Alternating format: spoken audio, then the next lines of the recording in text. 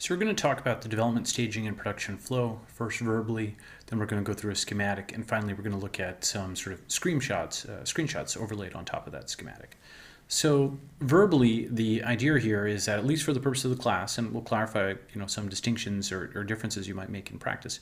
For the purpose of the class, we're going to develop on an EC2 machine with a text editor like Emacs. We're going to preview our work in the browser using Chrome User Agent Switcher and resolution tests as necessary to mimic mobile browsers.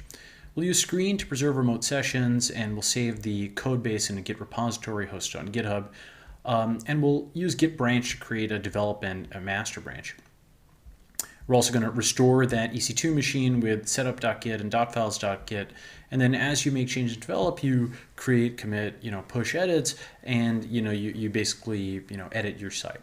Once you feel like you've got a release candidate, that is a version of the site that's working, what you're going to do is merge that into your staging branch, and then you're going to push that to Heroku.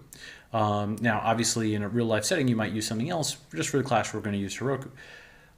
And now you've got sort of like a preview of what the live site will look like before you actually push it into production.